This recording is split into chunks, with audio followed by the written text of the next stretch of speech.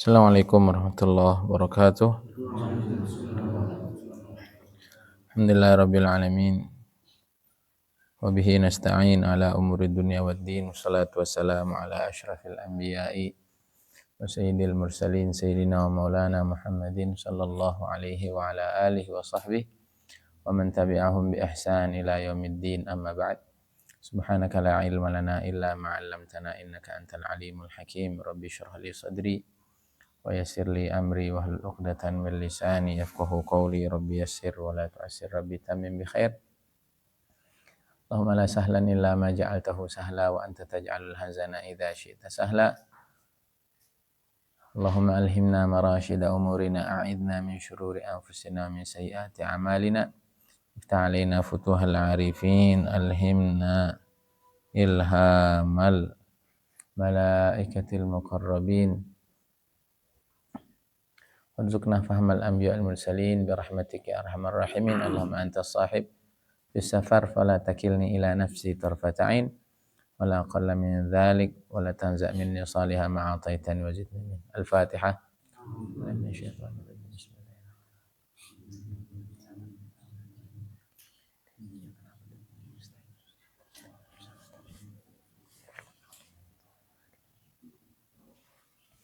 Bismillahirrahmanirrahim. Kita bahas beberapa hikmah dari belakang ya, biar nyambung nanti pembahasannya. Qul ma'alif rahimahullahu ta'ala ila an qala, janganlah permintaanmu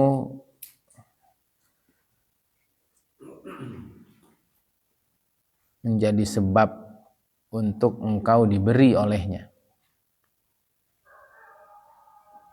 Itu artinya kepahamanmu rendah sekali terhadap Allah Subhanahu wa ta'ala. Hendaklah doa dan permintaan kita ini adalah untuk menampakkan penghambaan kita kepada Allah Subhanahu wa ta'ala dan menyempurnakan hak-hak Allah yang wajib kita kerjakan. Ini awalnya dari sini. Jadi nanti kelasnya Arifin billah, al-wasilina billah, mereka tuh udah gak pernah minta lagi. Ya hidup itu ikut takdir yang Allah sudah gariskan. Tapi dengan penuh kesadaran, dengan penuh keridhaan. Ya, kalaulah mereka minta bukan karena ingin sesuatu, tapi semata menjalankan perintah Allah, menjalankan peran sebagai seorang hamba yang minta kepada Tuhannya, dan menjalankan kewajibannya memenuhi hak Allah Subhanahu wa ta'ala yang harus selalu diminta. Kalau kita doa untuk apa? Untuk kita kan? Ya Allah, hidup susah begini, ya Allah pengen ini, pengen itu. Para arifin billah udah gak begitu dah. Jadi apapun yang Allah kasih sama mereka, maka mereka ridha, puas hati dengan apa yang Allah berikan. Kalaulah mereka berdoa bukan karena keinginannya, tapi karena perintah Allah Subhanahu wa ta'ala dan meminta yang terbaik kepada Allah Subhanahu wa ta'ala. Itu awalnya dari situ. Nah, kemudian beliau melanjutkan, bagaimana mungkin permintaan yang datang kemudian itu menjadi sebab kepada pemberiannya yang itu sudah berdasarkan takdir yang Allah tulis di zaman azali. Zaman azali kan udah ada itu. Ini Jaka nih. Orang ini, orang Bandung, sumpah anaknya ibu fulan, ayah fulan, rezekinya sekian, nanti jodohnya ini amalnya ini, kemudian nanti mondoknya di sini, kemudian nanti kaya atau miskin, itu semua sudah ada itu. Bagaimana mungkin permohonan yang datang di kemudian hari, yaitu kita hari ini, itu menjadi sebab atas pemberian Allah yang sudah kering ditulis di zaman azali. Itu kan nggak mungkin itu. Nah, itu logikanya begitu. Itu logikanya begitu itu.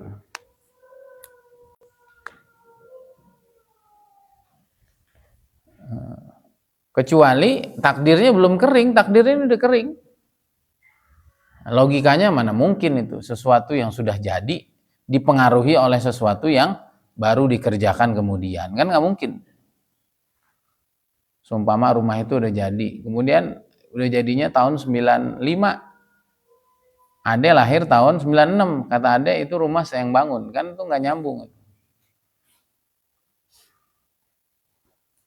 Nah, itu jadi logikanya begitu itu.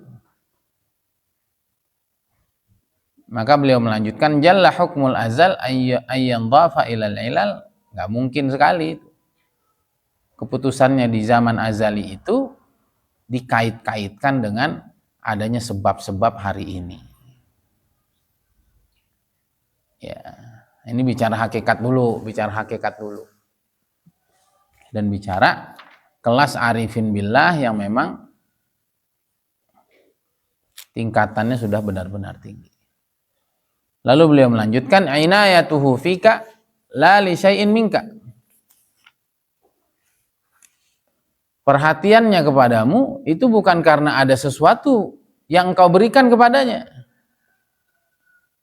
Kita jadi orang Islam, jadi orang Indonesia, kita dipilih jadi hafiz Quran, kita dipilih jadi alim, itu bukan karena kita ngasih sesuatu dulu ke Allah, bukan. Itu murni pemberian dia. Apa bedanya kamu sama anak Yahudi sana, Jat? Apa bedanya? Pas masih bayi, apa bedanya? Hah? Ya beda takdir doang, beneran, ya beda takdir doang. Apakah karena kamu sebelum apa kamu di perut ibu kamu tahlil aja tuh la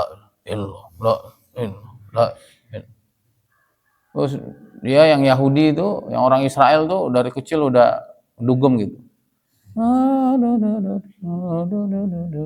Enggak kan? Akhirnya wah ini yang tahlil ini udah lahirnya dari perut kiai aja. Yang diskon ini lahirnya dari perut Yahudi, enggak. Maka pemberiannya kepada kita bukan karena kita memberi kepadanya sesuatu lebih dulu. Bukan, ya murni pemberian dia. Makanya hidup ini bersyukur aja. Kita dipilih oleh Allah Subhanahu wa taala sebagai muslim.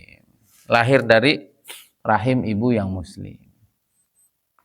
Walaupun rumahnya sempit, nah kita kadang-kadang kan begitu. Masalah ekonomi jadi masalah.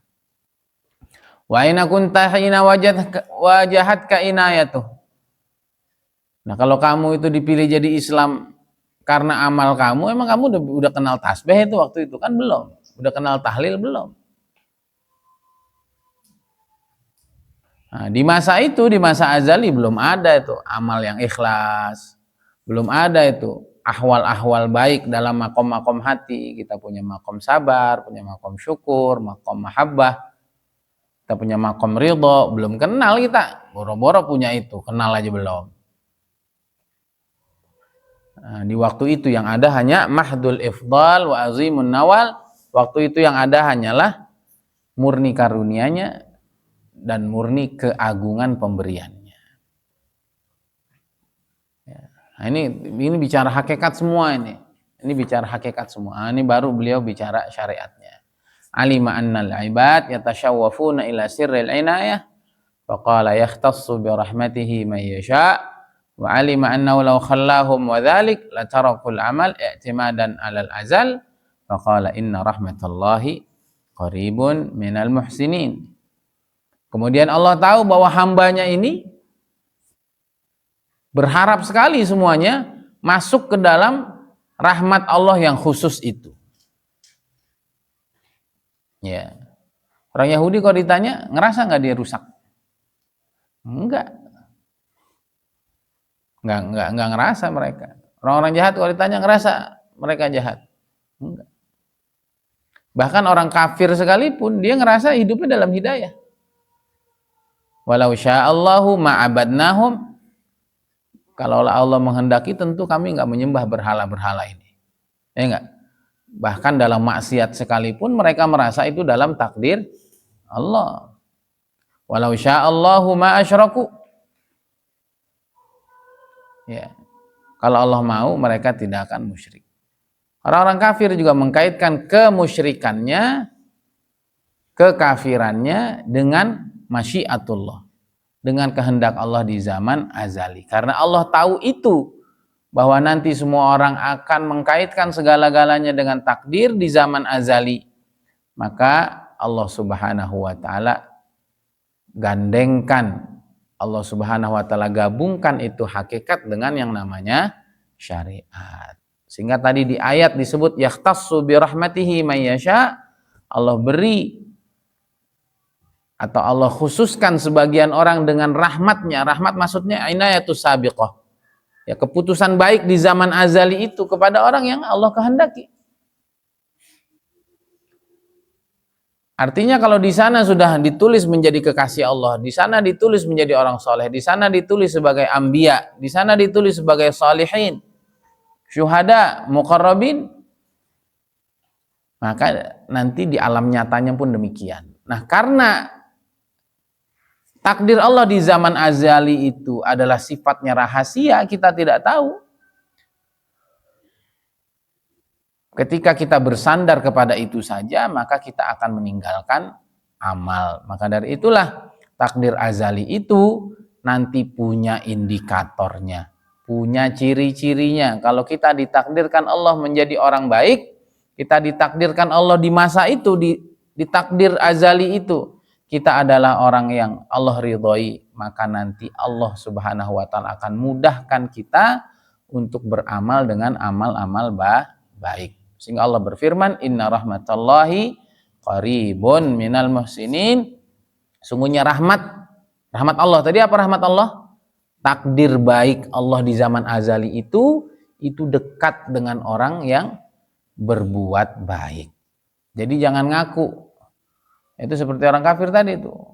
Loh, kalau Allah enggak kehendaki kami kafir, kami enggak akan kafir. Kalau enggak kami dikehendaki musyrik, enggak akan musyrik. Nah, ini berarti orang ini dulu di zaman azali itu takdirnya akan jadi orang kafir, jadi orang musyrik. Jadi kafir, jadi musyrik, baik tidak baik? Tidak baik. Ya. Sehingga dia akhirnya meninggalkan Islam dan masuk ke dalam kekufuran, itulah tanda bahwa nasib di sananya dulu ditulis sebagai orang yang celaka. Begitu ya. Nah, nanti kita bahas ini lebih dalam. Ilal masyiati yastanidu kullu syai' wala tastanidu hiya ila syai'. Segala sesuatu bersandar kepada keinginannya Allah Subhanahu wa taala, dan keinginan Allah tidak bersandar kepada apapun. Ya. Maka dari itu yang perlu kita perhatikan baik-baik dalam hidup kita totalkan perhatian kita, fokus kita hanya kepada Allah Subhanahu wa taala. Ya, hanya kepada Allah Subhanahu wa taala.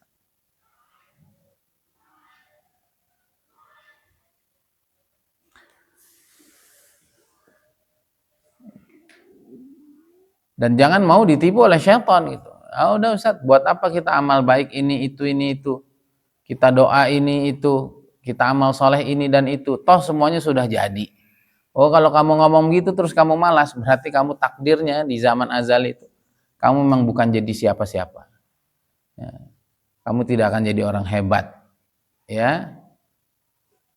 Boleh jadi iman yang ada dalam diri kita bisa copot.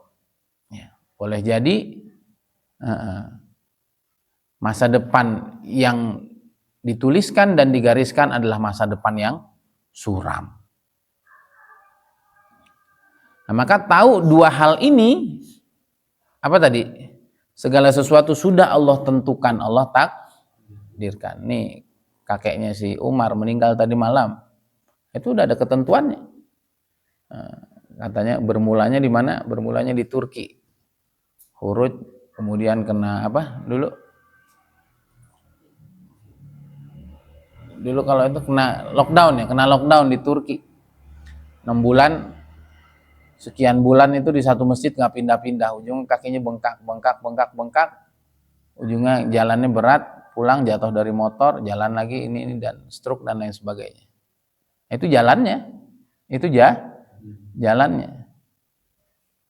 Walaupun takdirnya sudah ada, paham nggak? Jadi orang tuh kalau mau meninggal nanti ada jalannya, paham nih? Sama orang tuh kalau mau pintar itu ada jalannya. Udahlah saya mah nggak usah baca, saya nggak usah ngaji, saya nggak usah belajar, saya nggak usah sekolah.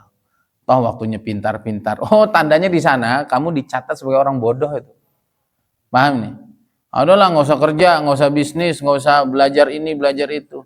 Toh waktunya saya kaya, kalau takdirnya kaya, saya kaya. Oh, gara-gara kamu ngomong gitu, berarti tandanya kamu mau jadi orang miskin. Tanda orang miskin berarti kamu memang di sana ditulis sebagai orang miskin. Jadi jangan begitu berpikirnya. Berpikirnya adalah hari ini kita lakukan yang terbaik. Gimana tuh tadi? Itu bagus nih.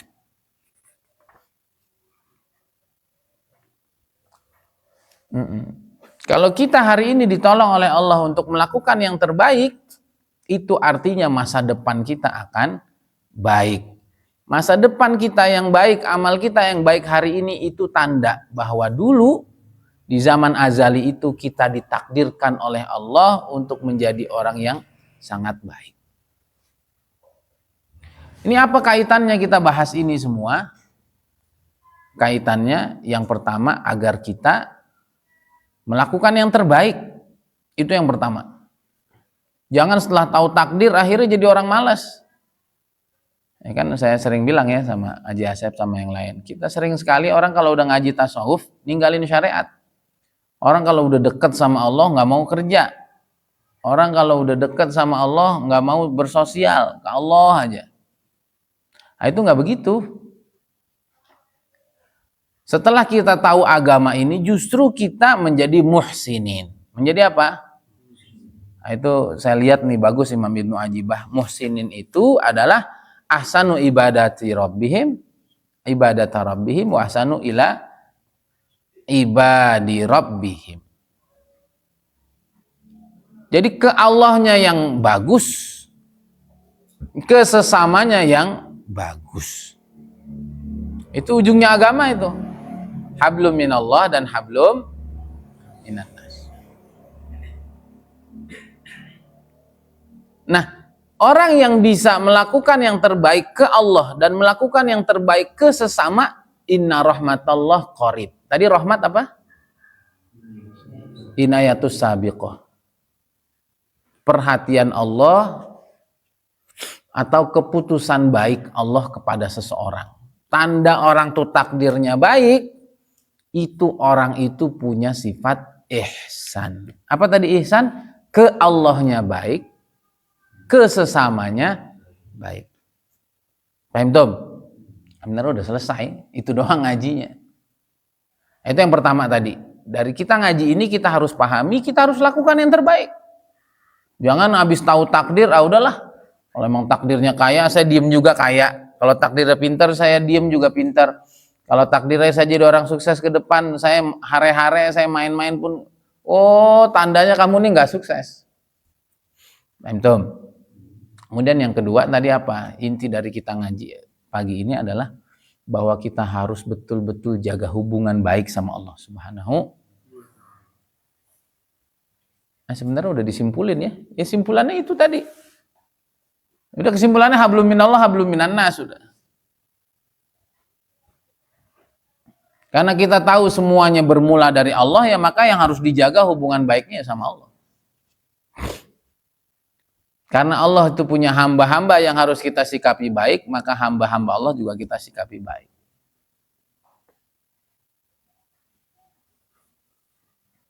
Udah itu aja, bolak-balik aja nih.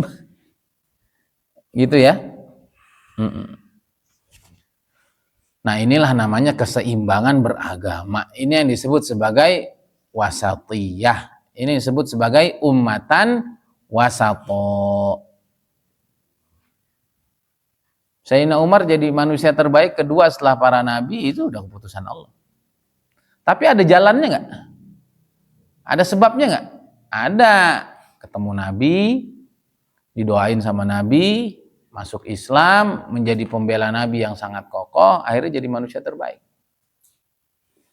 Ya. Maka dari itu kita juga tidak bisa memaksa semua orang untuk menjadi orang yang kita inginkan, karena semua itu udah ada takdirnya. Tapi di waktu yang sama nggak boleh juga kita biarin orang ntar waktunya dia jadi pinter juga. Ya nggak gitu. Kalau kita punya pikiran begitu, tandanya santri kita mau jadi orang-orang yang tidak pintar. Udah nggak usah dikenalin bisnis, nggak usah diajarin ekonomi, waktunya kaya. Itu tandanya santrinya mau jadi orang miskin. Nggak gitu. Oke. Itu aja ya. Ini bolak-balik aja sebenarnya. Jadi ayatnya tadi apa? Inna rahmatallahi qaribun minal muhsinin. Jadi kalau kita mau tahu kita nih ditakdirkan Allah menjadi orang hebat, sukses dunia akhirat atau tidak, lihat aja. Kita tuh orang ihsan apa enggak? Sama Allahnya bener enggak? Yang kedua, kepada sesamanya benar atau tidak. Kalau kita benar ngejalinin dua ini, tandanya rahmat Allah, takdir baik yang Allah tetapkan itu menjadi milik kita. Begitu ya. Jangan sampai kita yakin kepada takdir, justru kita meninggalkan syariat. Kenapa begitu? Ya karena memang semuanya dari Allah. Bahkan tadi itu doa kita dikabulkan, kita menjadi orang ini dan itu sebenarnya nggak ada kaitan dengan doa. Nggak ada kaitan dengan doa. Orang keputusan udah dari zaman dulu. Kok doanya baru sekarang? Paham nggak? Itu logikanya nggak nyambung. Keputusan udah ada dari dulu. Tapi tanda bahwa kamu di sana tuh doanya dikabulin, kamu tuh diperbaiki hidupnya sama Allah, di waktu ini kamu ditakdirkan untuk doa. Jangan malah berpikir sebaliknya. Doa nggak doa kalau emang udah takdirnya kaya. Oh berarti kamu nggak menjadi orang kaya. Paham nggak ini maksudnya? Nah, karena orang itu sering menyalahpahami kepahaman kepada takdir. Jangankan kita. Bahkan para sahabat begitu, ketika diceritakan tentang takdir, akhirnya mereka ngomong, idzan nattakil. Ya Allah, ya Rasulullah, kalau begitu, kalau semuanya sudah jadi, ya udahlah. Kita bergantung saja sama takdir, kita nyandar aja, kita nyantai aja. Kata Nabi SAW, bal i'malu. Oh enggak gitu. Jangankan kita itu, sahabat juga hampir salah paham. Bal i'malu, jangan gitu. Justru kamu harus beramal yang sungguh. Kenapa? Fakullun muyassarun lima khuliqalahu. Karena sungguhnya setiap orang akan dimudahkan untuk meraih takdir yang digariskannya. Kalau dia mau jadi orang kaya, garisnya nanti garis orang kaya. Hidupnya di tengah keluarga yang kaya. Hidupnya di tengah pengusaha. Hidupnya di tengah orang-orang yang bahagia. Hidupnya di tengah orang-orang yang mindsetnya besar. Gitu ya. Tapi kalau dia mau ditakdirkan miskin, nanti hidup dalam keluarga yang miskin. Punya guru ngajarin mental miskin. Lingkungannya, lingkungan mental miskin. Hidupnya bersama orang-orang yang kerja serabutan. Hidupnya bersama orang-orang yang jauh dari dunia usaha dan bisnis. Paham gak ini maksudnya? Jadi jangan setelah tahu takdir, justru kita bermalas-malasan. Tidak. Tapi kita harus ingat sejauh mana kita mengoptimalkan, kita mengoptimasi, kita memaksimalkan ikhtiar kita kepada Allah dan kepada sesama hamba Allah, kita buat ihsan yang terbaik itu, kita buat seprofesional mungkin. Itu tandanya di alam azali sana, di takdir azali itu kita akan menjadi orang-orang yang hebat. Sebaliknya kalau kita justru malah bermalas-malasan sambil menggantungkan takdir, justru itu adalah tanda bahwa kita akan menjadi orang yang gagal. Hadza billahi taufik. Semoga bermanfaat untuk kita senantiasa melakukan yang terbaik kepada Allah Subhanahu wa taala, karena kalau kita baik kepadanya maka keputusan-keputusan baik akan hadir dalam hidup kita, dan begitu juga kita harus menjaga hubungan baik kepada sesama kita. Kalau kita sudah melakukan yang terbaik untuk Allah, kita lakukan yang terbaik untuk hamba-hamba Allah, yakin bahwa takdir baik itu menjadi milik kita. Hadza billahi taufik. Subhanakallahumma bihamdika asyhadu an la ilaha illa anta astaghfiruka wa atubu ilaik. Assalamualaikum warahmatullahi wabarakatuh.